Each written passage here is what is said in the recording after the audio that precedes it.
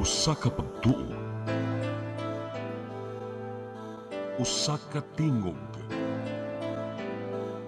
usa ka katawhan.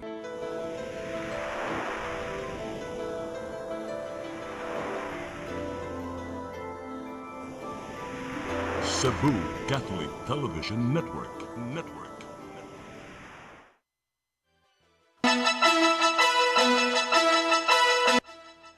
Uluhan sa mga balita sa Sayri 47. Mandawi City Mayor Jonky Uwano mipasalig sa mga department heads sa syudad nga dili hulipan, makig-alayon lang sa administrasyon. Solar panels imontar sa pagbalik sa 24 oras nga operasyon sa Cebu City Public Library. Gobernador Pamela Baricuatro nakikita sa iyang mga department heads samtang gipangayong environmental fee sa Lapu-Lapu himuon na lang 20 pesos. Kwarto nga gihimong lutoanan sa illegal nga druga sa barangay Zapatera, gironda. Sugbo, Kabisayan ug Mindanao, Pilipinas ug katawhan kutos maabot sa tong Sibya sa tibuok kalibutan mayong hapon.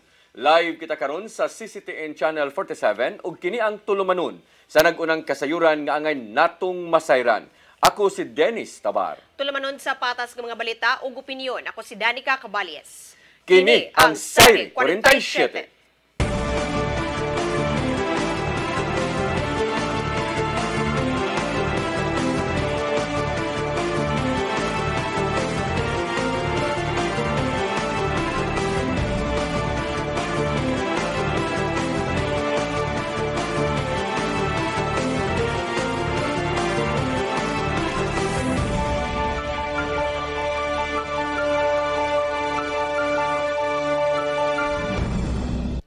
Ug karon sa kompletong detalye sa atong mga balita, Mandawi City Mayor Jonky Uwano mipasalig nga way hulipan sa mga kasamtangang department heads diha sa City Hall apan kinahanglan nga makig-alayon ngadto sa administrasyon. Samtang gibisita usab ni Uwano ang nagkadaiyang buhatan kaganina aron pagsusi sa ilang operasyon. Ang kasayuran ihatod ni Mary Rose Sagarino.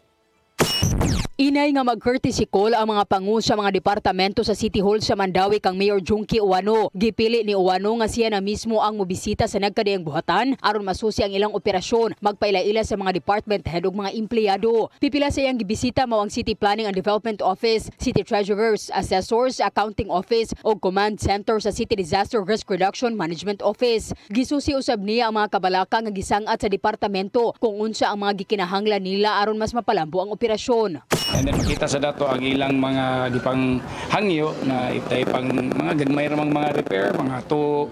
Pero then kung sa atong mga pagbalik ako lagi reiterate na kung sa atong gustong mahitabo sa atong administration, sa for example sa treasurer. Ang inspeksyon kabahin sa paningkamot sa bagong administrasyon aron mas mapaligon ang koordinasyon tali sa mga departamento ug pagsiguro nga ang serbisyo magpabilin nga epektibo ug epesyente. Magpadayon ang pagbisita ni Uwano sa ubang mga buhatan ug mga adlaw. Samtang gipahibaw ni Uwano nga wala siya hulipan nga department head sa pagkakaron apan bahad niya nga sila gikinahanglang makipag-alayon sa bagong administrasyon. I hope na naman tayo atong agenda rin, support lang mo, hindi lang tayo sabotage, or I will be forced to impose na mga penalties as your local chief executive. Aduna lang siya gitudlo nga mga key personnel sa ilang kampo. Mato ni Uwano nga sagad sa mga department head, gitudlo sa miaging administrasyon og posibleng magpabilin ang ilang loyalty didto. Bisan pa, nagdahom siya nga mutuman ang mga department head kaniya. Mary Rose Sagarino, CCTN News. Mandawi City Mayor Jonky Uwano gustong mapadali ang pag-release sa sweldo sa mga job order employee. Moabot na og pipila ka buwan nga langay ang pagdawat sa sweldo sa maong mga trabahante. Ang kasayuran nihatod ni Mary Rose Sagarino. Ipasusi ni Mandawi City Mayor Jonky Uwano ang hinungdan nganong madelay ang suhulan sa mga job order employee. Nasayran nga moabot og pila ka buwan ang delay sumapa sa reklamo sa mga department head. Mato ni Uwano nga sayang administrasyon, gusto niya nga ipadali ang pag-release sa sweldo. Muna itong gusto gyud no na on time, maybe kung ma-delay man gani a few days lang kay kasabot gyud tas katawahan karon na pila ka buok ang pamilya nila, pila ka buok pakanon, na daghang bayaran tubig, kuryente. So we'll work on it. Hopefully, asap na nato buhaton, less than a month, on time na, ang ilang madawat sa ilang sweldo, especially starting sa kanina administration. Nagkadayang report ang ilang nadawat, lagip na nga gipaimbestigahan nga matud patuyo ang delay tungod sa palending nga negosyo. Subay sa delay nga sweldo, gibisita sa mayor ang City Treasurer's Office. Sa iyang bahin, matud ni Acting City Treasurer Julia Ballesteros nga gilayo nilang pirmahan kung unsa man ang payroll nga mapasa ngadto kanila. Giangko ni Ballesteros nga aduna gyoy delay nga moabot og 4 ka buwan sa suhulan sa JO ug Contract of Service. Matud niya nga mag-agad sila kung unsa ang mapasa sa accounting office ngadto kanila. Si Uwano ang gikatakda nga makikita sa pangu sa accounting office. Mary Rose Sagarino, CCTN News. Gihulagway ni Cebu City Vice Mayor Tomas Osmeña nga mas ipasigbabaw ang demokrasya sa ilahang tandem ni Mayor Nestor Archibal bisan pa man o nagkasumpaki ang ilang mga baruganan. Suma pa ni Osmeña nga dili siya mutuo og panaghiusa sa managlahi nga mga opisyal sa syudad. Kini mo'y nahimong pagtataw sa Vice Mayor human nga wa nakauyon sa napasar ng ordinansa bahin sa zoning sa pipila ka mga dapit sa Dakbayan sa Sugbo. Wa gikalipay ni Osmeña ang nahimong lakang sa konseho diin matud pa gibaligya ngadto sa mga adunahan ang carbon public market diin nanginabuhi ang mga kabos. Tungod kini sa gitinguhang privatization sa maong merkado, maong dismayado ang mga manindahay sa pirmadong zoning ordinance. Cebu City Public Library may balik na sa ilang 24 oras nga operasyon. Isip pag-abag sa kalikupan, tauran kini og solar panels alang sa alternatibong tinubdan sa kuryente. Ang kasayuran hatod ni Gian Navarro. Nagmalampuson ang pagbalik sa 24/7 operation sa Cebu City Public Library nga pinanguluhan sa mga kadagkuan sa kagamhanan sa syudad. Kininaw sab ang nahimong pagsanong nilang Mayor Nestor Archibal o Vice Mayor Tomas Osmeña sa nimong hangyo sa kapatanunan sa miaging mga semana.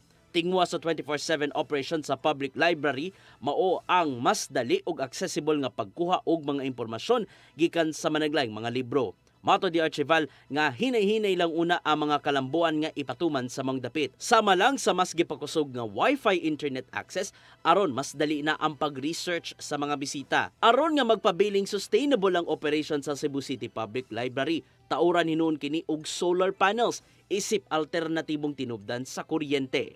Usually we can reduce probably about 20%. Kung na kayo na save. And this savings will probably put into this library, okay, to put more computers. As of the moment, I think we have only 5. Is there working, no? 5 new ones. Unang gilusad ang 24/7 operation sa public library sa diyang nimong mayor si Osmeña niatong 2018 isip pagsanong sa usa ka netizen. Dako ang pagtuo sa mga opisyal nga kabahin sa pagpalambo sa syudad ang pagpalambo na usab sa kaalam sa matag Sugboanon. Our way of being productive is to demand more salaries, but they're not earning it. You just want more. Ayuda, ayuda, ayuda. We're not going to develop as a country until we do something beyond. Daghang success stories ang nadawat sa Cebu City Public Library tungod kay kadaghanan sa mga nag-review sa board exam sa sulod nakapasar ug top-notcher pa. Mangpadayonon nila ang operasyon nga dunay igong staff nga moatiman sa mga bisita. Himuon pa kining mas friendly alang na sa mga persons with disability nga buot magkat-on. We are only 14 and then I just make an arrangement shifting in all first shift, second shift. Ako lang silang gihanay ba to be able to open na ta sa 24/7. Navarro, CCTN News. Sa lain nga balita, naapil sa listahan sa Most Improved Airport, lukop kalibutan ang Mactan Cebu International Airport. Matod sa website sa Skytrack nga naa sa ikapito nga pwesto ang bantugan nga tugpahanan sa Sugbo. Gikan sa tanan nga mga airports sa tibuok kalibutan. Usa sa mga gisubay sa Skytrack mao ang kalidad sa mga tugpahanan nga maoy nakapalambo sa global aviation industry. May pasalig si MCIA General Manager Julius Neri nga resulta kini sa padayong pagpalambo aron matagamtaman sa tanan nga mga pasahero ang labing maayo nila nga serbisyo. Maong dili sila muhunong sa pagpalambo gikan sa infrastruktura hangtod na sa uban pa nila nga ikadalit.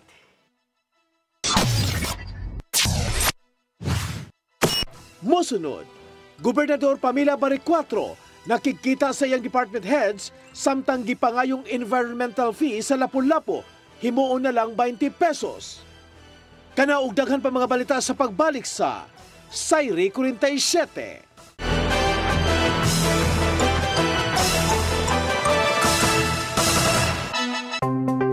Discover the beauty of the Philippines.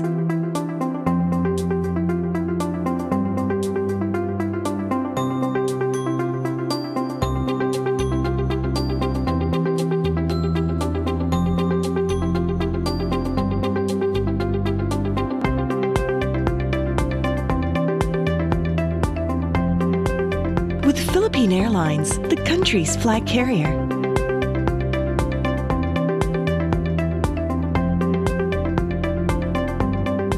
The airline that lets you feel the warmth of the nation.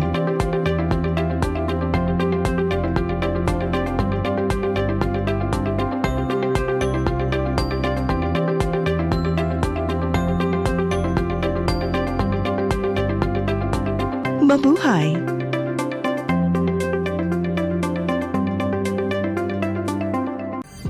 Ito ang programa kung saan magko-collaborate ang ating mga ozone na doctors para ibahagi ang kanilang kaalamang medikal. I believe with all my heart that the Lord is allowing us to understand that He's the one who are extending this life and we have to really take care of our body. Yes. Matag episode, among ipaambit ninyo ang mga healing testimonies. Every day, pag gising mo, iisip ko kung ilang taon na lang yung itatagal ko, yung ganun. This is your path to a new start. OzoneMed Wellness Clinic New Start. Mapapanood every Saturday, 8 to 9 a.m. Og ang replay airing matag Miyerkules, 1:00 hangtod 2:00 sa hapon. Dinhilang sa CCTN Channel 47.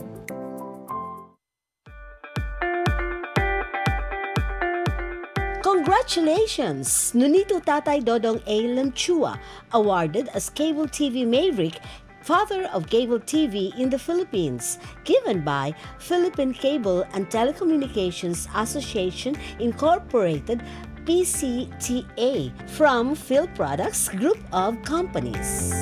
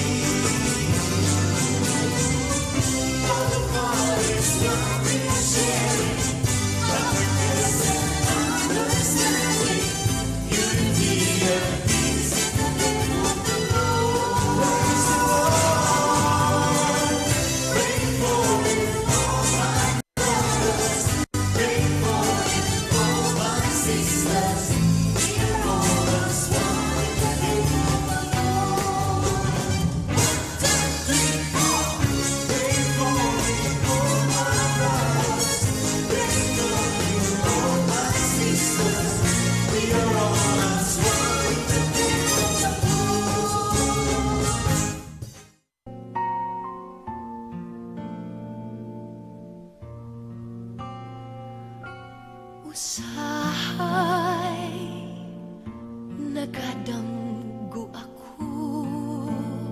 Sharon Garcia Magdayaw. Mas ilano sa ngang Vina Morales sa show business. Lumat nga taga Bugo, Cebu. Gamay pala nga bata dihang nag-ambisyon nga mahimong singer. Tuod man, ang iyang damgo inanay na hatagan og katumanan dihang napiling Best Interpreter sa Cebu Pop Music Festival sa edad nga 9 anyos. Ang entry nga iyang giawit, Paglaom, nahimo usab nga grand prize winner. Wa magdugay, si Vina nakasud sa Viva Films o nihimog sunod-sunod nga pelikula. Mga singing engagements, sud o gawa sa nasod. Labing unang Pilipinang gipiling muawit sa New York International Music Festival.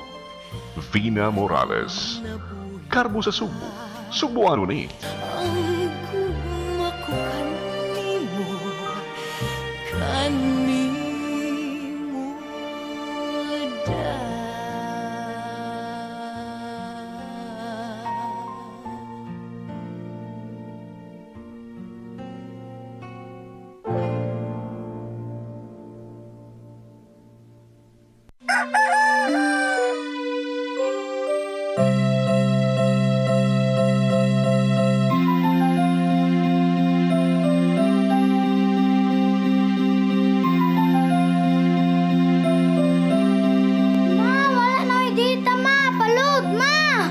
Sorry ma'am, na-late ko.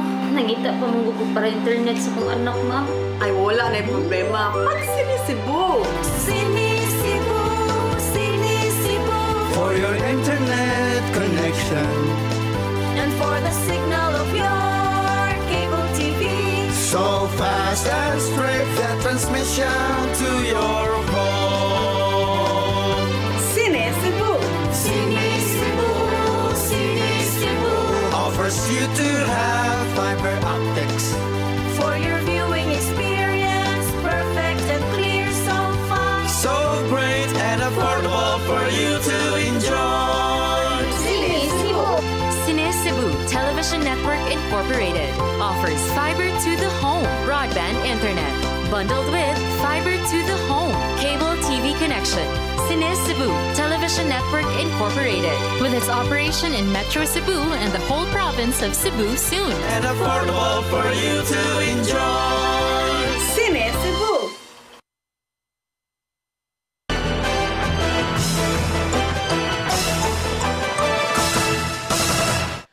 Balik sa ato mga balita, Gobernador Pamela Baricuatro nakikita sa mga department heads sa Kapitolyo aron pagtuki sa mga lakang gikan sa managlahing buhatan.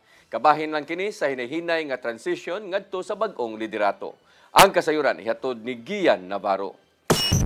Sa ikadawang adlaw sa pagpanerbisyo, nakikita si Gobernador Pamela Baricuatro sa mga department heads sa Cebu Provincial Capital. Nimbag-uhay lang, nanumpa na atubangan kang Baricuatro ang pipila ka mga bag-ong appointees nga gibutang ngadto sa mga mahinungdanong departamento. Gisundan kini sa ilahang unang meeting diin gituki ang nimo mga kalambuan sa matag buhatan. Mato di Baricuatro nga kabay lang kini sa hinay-hinay nga transition sa bag-ong liderato human nga matud pa naikawan sa panahon aron pangandaman ang transition period sa wa pa ni asumer sa katungdanan. I spent most of my time listening to them. We were able to sort out lots of things, that concerns the running of the capital and of course their respective departments. Aping sa magipangtuki mao ang controversial nga trust fund nga gibilin sa kaniadtong administrasyon. Maong susihon nila ang mga gigahing pundo sa matag institutionalized program sa probinsya. Ana sa kapin 6 billion pesos ang available cash on hand sa probinsya nga may gitaho sa nakalabay lang nga liderato. Mahal pa nato ang gobernador authority to sign to the provincial board. So hopefully on Monday, dana na siya para ang gobernador makasign as check. As of now, tilmit pa ta kay wa pa may makasign on behalf of the governor's office inside. Ito na sa Dilang Baricuatro ang daling pagpagawas og pondo alang sa mga provincial og district hospitals. Gahinan ang matagtambalanan og 5 milyones pesos aron makapalit og mga gikinahanglang tambal og supplies nga mapahimuslan sa mga pasyente. Hinuon paigo pa ang kasamtangang mga hospital staff. Gusto na nila ang mga hospitals. So, paspas kaya itong turnover. In fact, naatay mga mag-resign in a wing siguro 9-10, but different hospitals siya. So, mas pas-pas kung atong i-agi as JO kaysa permanent. Yung nilang Bari 4 pinagi sa executive order ang task force aron subayon ang kasamtangang mga kasabutan bahin sa mga lunang iya sa Kapitolyo ubos sa 93-1 ordinance. Usa sa mga gimuan og pagi mao ang kaangayan alang nausab sa ubang lot owners nga nisugot na sa pagbayad sa ilang luna pinaagi sa Pag-ibig Fund housing loan. Ato na lang ani is to set down with the Pag-ibig as suggested to the governor with the concurrence also with the SP. And it would be a on-site for beneficial to the beneficiaries. Magdi Bari 4 nga tipik lang kini sa mga gihimong lakang sa liderato aron ipabilin ang pagka-transparent ngadto sa katawhan. Everybody's here, so there's no subtraction, only addition. Karong ni Boilo na ang termino ni Gobernador Pamela Bari 4. Kinanan niyang tumanon ang usa sa nimong saad sa nakalabayng eleksyon nga mao ang pagsanong sa kung unsa man ang panawagan sa kinabag-ang katawhan ubos sa iyang participatory governance. Kini aron usab sa pagtuman sa kung unsa man ang nakalatid sa ibabang bahin sa Cebu Provincial Capitol Building nga mao ang katungdanan sa kagamhanan nagagikan gyud sa katawhan. Gian Navarro, CCTN News.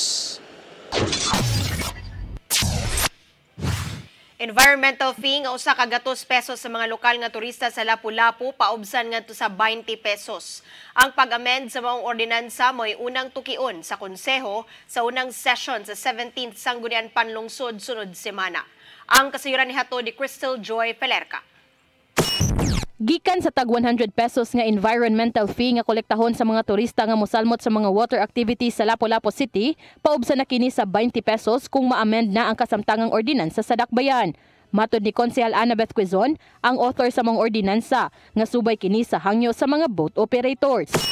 Among gipaminaw twice gyud nga nasabutan tungod lagi sa kalisod sa panahon unya hinay pud kaayo ron ang mga turista. So, misugot sa. Gipasalig niya ngadto sa mga boat operators nga sa unang regular session sa 17th sangguniang panglungsod karong Hunyo 9 kini maoy una nilang tukion. Ang maong 20 pesos alang lang kini sa mga lokal nga turista nga nag-hire og pump boat nga gi-operate sa mga residente sa Lapu-Lapu City ug kinahanglan nga i-display sa mga operators ngadto silang mga pump boat ang ilang mga business permit. Samtang dili kolektahan ang mga batang nag-edad og 12 pa ubos. Ang 100 pesos ipatuman gihapon sa mga foreign tourists. Ang ato na lang yung gihuwat ang pag-amendar sa atong ordinance. Unya lagi maski na og na ready na ang atong draft ordinance amendment pero kinahanglan man gyud siya mag-public hearing tungod usa man siya ka revenue ordinance. Ang nakaschedule nga public hearing ipahigayon karong Hulyo 14. Samtang sukad gipatuman ang koleksyon sa environmental fee niadtong Mayo tuig 2024 hangtod na niadtong Abril ning tuiga, ang City Treasurer's Office nakakolekta og 22.1 million pesos. Unang proyekto ni ini mao ang tukuran nga tourist rest area og covered walkway sa Maribago Causeway nga mo'y usa sa mga kolektahan og environmental fee. Suma pa ni Quezon nga nasusi na usab kini sa nagkadaiyang mga buhatan. Hapit na gyud kay tungod na bisita na approve na okay na kuno ang DNR ug ang Senro and the city. Crystal Joy Pelerca, CCTN News. Paggamit og single-use plastic sa lokal nga kagamanan sa dakbayan sa Lapu-Lapu paminusan ni Mayor Cindy Chan. Subay kini sa unang memorandum nga iyang gipirmahan kagahapong adlaw atol sa iyang unang adlaw sa katungdanan. Ang kasayuran ihatod pagbalik ni Crystal Joy Pelerca. Atol sa unang adlaw sa katungdanan kagahapong adlaw, unang memorandum nga gipirmahan ni bagong Lapu-Lapu City Mayor Cindy Chan mao ang pagmino sa paggamit sa single-use plastic sulod sa City Hall ug sa mga kalihukan sa lokal nga kagamhanan. Isip usa ka tourist destination ang dakbayan sa Lapu-Lapu, usa kini ka inisyatiba sa mayor aron nga maminusan ang mga basura ilabi na gyud ang mga plastic. Nakasuwat sa maong memo nga responsibilidad sa lokal nga kagamhanan ang pagprotekta sa kalikupan, maong kinahanglan nga magsugod ang maong inisyatiba sa mga kawani. Subay ni ini, gimanduan niya ang tanan mga kawani sa City Hall, mapa-job order, casual, coterminous ug regular sa pagdala og kaugalingon nga reusable water bottle, bawnanan og kutsara ug tinidor. Samtang ang mga manindahay sulod sa City Hall gibawal na usab ang paggamit sa single-use plastic. Ang city administrator makikita kanila aron nga mopahigayon og diskusyon alang sa posibleng alternatibo nga pwede nilang magamit sa ilang mga baligya. Dugang pa niana, giawhag usab ang mga department head sa paggamit og paper-based containers para sa mga packed meals ato sa mga kalihukan sa lokal nga kagamhanan. Subay sa mong balita, gipirmahan usab sa bagong mayor ang Memorandum number 003 nga mao ang pag-recycle sa mga tarpaulins. Ang General Services Office gitahasan sa pagkuha sa tanan mga tarpaulins nga nakabutang sa Center Island ug Skywalks nga nakapaskil sulod na sa 30 ka adlaw ug ila kining i-turnover ngadto sa Manpower Development Office. Samtang ang Clean and Green mao gitahasan sa pagkuha sa mga tarpaulins nga nakabutang sa City Hall lobby ug itunol kini didto gihapon sa Manpower Development Office. Ang uwahing buhatan nga nahisgutan maunay mo recycle sa mga tarpaulins ug himuon kini nga bag. Crystal Joy Felerca, CCTN News. Department of Health 7 mipasalig nga dili na masubli ang pagpataka og labay sa mga medical waste sa lungsod sa Tabugon. Matud sa ahensya nga hilabihan kini kadelikado ngadto sa mga residente ug usa kini kakalapasan sa mga lagda. Ang kasayuran hatod ni Gian Navarro. Gikondenar sa Department of Health 7 ang paglabay sa mga medical wastes sa Barangay Libho, lungsod sa Tabugon. Matud sa gipadalang statement nga hilabihan kini kadelikado ngadto sa panglawas sa tao ug sa kalikupan. Sumapa nila nga adunay lagda ang DOH nga gisunod sa mga tambalanan aron mahipos og sakto ang maong matang sa mga basura. Kinanglano ng saktong segregation kun pagbuwag sa mga medical wastes sama lang sa ginamit ng mga hiringilya, injection ug uban pa aron dili makontaminate. Nasuta sa pasyon ng investigasyon sa Municipal Health and Safety Office sa lungsod nga nagagikan ang maong matang sa mga basura sa usa ka laboratorio sa Bugos City. Mihimo usab og buwag nga investigasyon ang Bugos City LGU aron sukit-sukiton ang laboratory kung nganong gibuhat man kini o nganong di sila angayang silutan. Hinungdan nga suportado sa DOH-7 ang nagpadayong investigasyon sa isig ka LGUs aron masilutan katong nakalapas sa mong lagda. Mipasalig usab ang DOH-7 nga dili na masubli pa among insidente pinagi sa walay puas nga pagkigalayon sa mga lokal nga kagamahanan. Maong giawhag nila ang katawhan nga mosumbong kanila kung ugaling mausban man ang paglabay sa medical wastes sa ubang dapit. Gian Navarro, CCTN News. Gipahibaw ni Lapu-Lapu City Mayor Cindy King Chan nga aktibo na ang 911 emergency hotline sa syudad. Kini mao ilang natuki atol sa pag-courtesy visit ni Lapu-Lapu City Police Office Director City Colonel Dayan Agustin atol sa unang adlaw sa pag-asumer niya sa iyang katungdanan. Ang maong hotline mahimong tawagan sa mga upunganon kung adunay emergency sama sa sunog nga naningahanlan o ambulansya o adunay mahitabo nga mga krimen. Tinguha sa kapulisan sa Lapu-Lapu nga makarespondi dayon sud sa 5 minutos human sa pagtawag sa hotline. Giablihan na nilang Mayor Nestor Archival o Gobernador Pamela Baricuatro ang Padrega Street ngadto sa mga motoristang mobiyahe paingon sa IT Park sa syudad sa Sugbo. Mato di Archival nga pinaagi sa pag-abli sa maong dalan, mas maminusan pa ang bugat nga trapiko sa Banilad-Talamban area. Sa milabay nga semana gipatuman ang discipline zone sa Banilad-Talamban area isip usa sa mga sulbad sa nagkabugat nga trapiko. Dason usab ni Baricuatro nga makatabang usab ang pag-abli sa Padrega Street aron hayan mulambo pa ang ekonomiya sa Sugbo. Gisaksihan ang ceremonial opening sayo sa buntag sa uban pang mga opisyal sa Cebu City Government.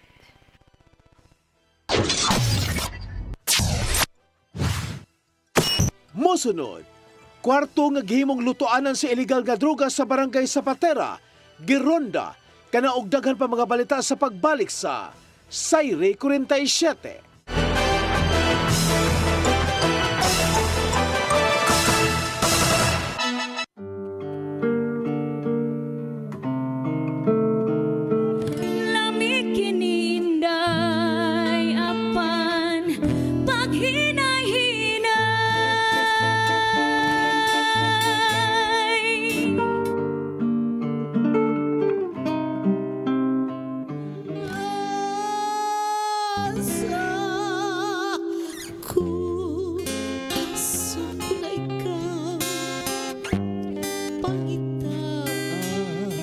Karon kay ikaw day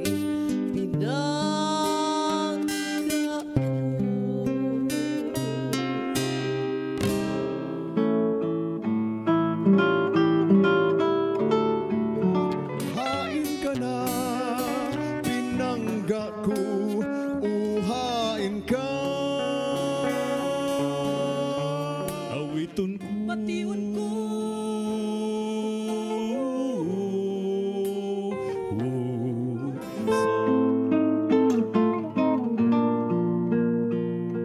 Dihay Pinay namin yo og hapon. Hapon nga tigulang og hubakon. Sugod siya kay iya lang hokhokon. Og iya lang oto-otoon. Ay pas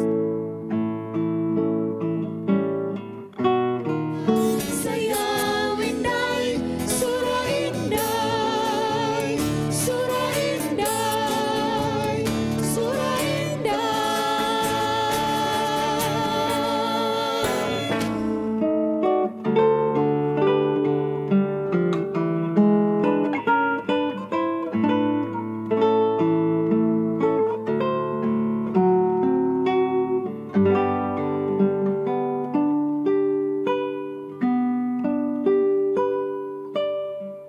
PRO7 Action Files. Mga panghitabong naglambikit sa katawan. Ihatagan ng aksyon o kasulbaran sa kapulisan. PRO7 Action Files. Base sa talaan sa Police Regional Office 7. Nakatapong panayong isuway at taganong katinawan pinaagid ni Maong Tulumanon. PRO7 Action Files. Abang kaninyo sa Police Regional Office 7 o NTV CCTN.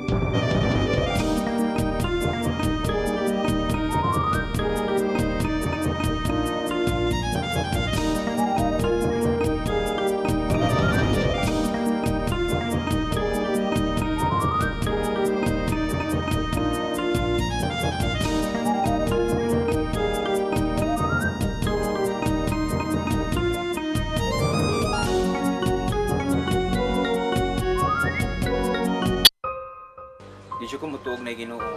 Ano magulo ng bata da? Nangita lagi ni gatas? Kasabot ka! Akong ipakuha!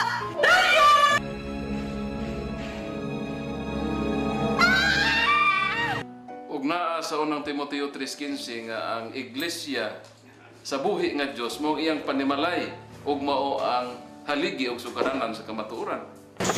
Mayo! Kasi tayo! May hatag lang unta kong gatas para sa inyong anak. Basin kadahong ka nga ikaw ang gwapa sa tibok kalibutan. Unsay reparation, Monsignor? Buhi kag laing bata aron mabayran ang imuhang nahimo nga dako nga kasalanan.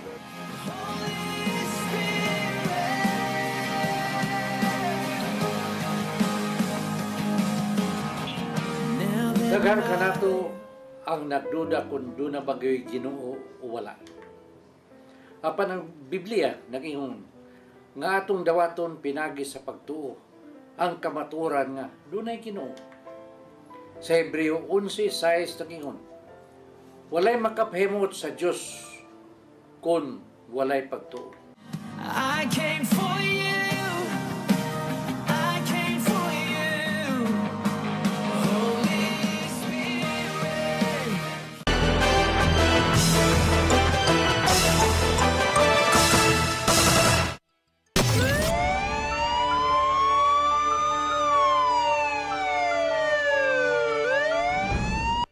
Balik sa ato mga balita, kwarto sa usa ka apartment nga gihimong lutuanan sa illegal nga drugas girunda sa PRO7. Giingong usa ka chemical engineer unang nadakpan sa buy-bust operation niadtong Biyernes ubos sa apartment nga nahimutang sa Dihaco Salim Street. Ang kasayuran ihatod ni Arnold Bustamante. Gironda sa mga sakop sa Police Regional Office 7 sa pagpangulo ni Police Brigadier General Rodrigo Maranan ang usa ka lawak sa apartment kag gihimong kitchen type cocaine, shabu ug ecstasy laboratory alas 3 kagahapon sa hapon sa dalan Diha Cosalem Street sa barangay Zapatera. Sa dakbay sa Sugbong nga gipadagan sa usa ka chemical engineer. Ang kapulisan sa Central Visayas sinabagan sa Philippine Drug Enforcement Agency 7 mirunda sa usa ka apartment pinagsakit kini sa search warrant kag giluwatan sa korte human mabaybas nitong Biyernes sa alas 12:45 kadlawon si Stephen Tapulada 32 anyos nga mao'y nag-abang sa kwarto sa usa ka apartment sa mga lugar apan lumad nga taga Region 6. Nagkuha gikan kaniya ang 59 ka mga kapsula sa ginudahang ecstasy, usa ka puto sa gituang cocaine, 7 ka puto sa gituang shabu ug mga cellular phone ini. Di na dito ang ihaga mga transaksyon nga mobalor ang tanan sa 2.2 milyones ka pesos. Mato ni Police Brigadier General Rodrigo Maranan, ang hepe sa kapulisan sa Central Visayas, nga migawas ang iyang pangalan. Di makabuwan na ang nakalaway nga siya mao tinubdan sa legal nga drugas nga ecstasy nga ibaligya sa mga high-end ka mga nightclubs. Misabot pa ang ilang pagduda sa diyang usa ka drug personality. Ang nadakpan sa Barawa, usa ka semana na ang nakalamay nga nakuha usab og mga tableta sa ecstasy nga tungod ini ila din ni nga surveillance tuod man itong Biyernes, Hunyo 27 sa kadlawon gilusa ang bypass operation nga misangpot siyang pagkasikop human sa investigasyon sa Piero 7 nasuta nga ang iyang giabangan nga lawak sa apartment gihimo di niya kini nga drug laboratory. Sa sunod sa lawak dito nagpasa ang mga chemical nga gihimong ingredients sa paggama og cocaine, shabu lakip na ecstasy. Dunay panghaw nga gi-connect niya sa nga bintana aron nga ang baho samtang nga magluto siya sa illegal nga drugas mugawas ra kini.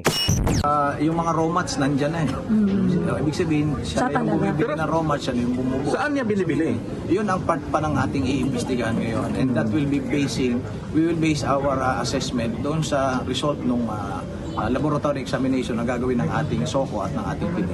Yung pa ang ating patuloy na iniimbestigahan ngayon, tinitingnan pa natin, the next step is to check and to look for kung saan nanggagaling yung mga raw materials. Sa nagduwa nga impormasyon sa kapulisan nga ang naluto niya nga shabu, cocaine ug mga party drugs, iyan ang ipadala sa Boracay nga dunay high-end nga mga nightclubs, Metro Cebu ug ang labing layo mao ang Zamboanga City. Gani mibutyag matod pa si Tapulada nga ang iyang mga customers may mubutyag kung unsay mga matang sa party drugs ang iyang lutuon kung kini isog ba o mild lang ang tama nini. Si PDEA 7 Director Alex Tablati na kaniyon ngayon pa nga sutaon kung unsay classification sa mga illegal nga drug laboratory nga nadiskubre sa Piero 7. Apan sa inisyal nga nakita dunay mga ingredients nga matawag na kini nga usa ka mini laboratory sa illegal nga drugas. Tungod ni gidayeg sa PDEA 7 ang kapulisan sa Central Visayas nga bisan sa kalisod sa pagtultol sa mga matang sa lutuanan sa illegal nga drugas, nakuha gid nila kini. Okay, basically now this is an ongoing investigation. So dili pa ta ka kuan god when it comes to classification kay naanay mga parameters, na requirements. But based on the nakita nato dito initially, gadgets, na mga ingredients nga na-recover dito. So of course, first and foremost, we should congratulate the PNP kay kuan gud ni siya. This is a 4-month nga trabaho nila. Which led ani nga implementation sa search warrant. So ang pinaka basic gud ani nga mabala nato after na sa laboratory. Giilana ni Maranan si Tapulada nga ulo sa mga sindikato sa illegal nga drugas sa Central Visayas, sanglit siya man aga nagluto nini nga i-supply sa mga customers. Ang caretaker sa mga apartment nga si alias Jen bibutyag atol sa interview sa mga sakop sa media nga nagkurat na lang sila nga niadtong Biyernes nadagpan ang usa sila mga tenant. Mato niya nga kapin sa duha na katuig nga nag-abang sa mao nga apartment sa Tapulada ug wala gid sila makamatikod nga nalambigit kini og illegal.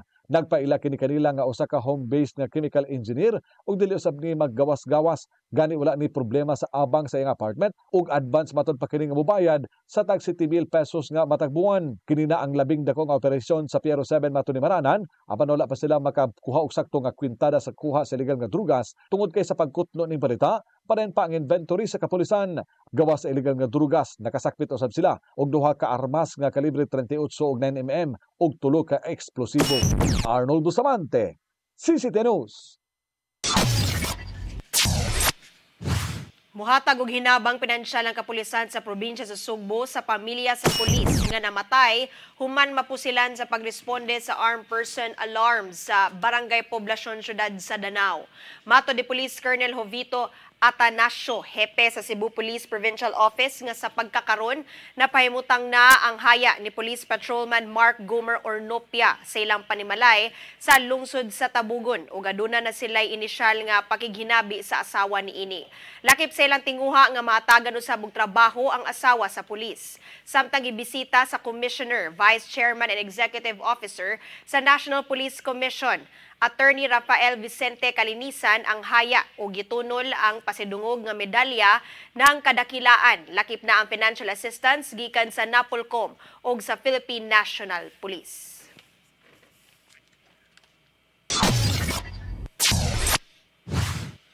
Mo kadtong naglangkob sa atong mga balita sa Sayre 47, ako si Dennis Tabar. Ako si Danica Caballes, sangtod ugma sa inyong paboritong tulumanon.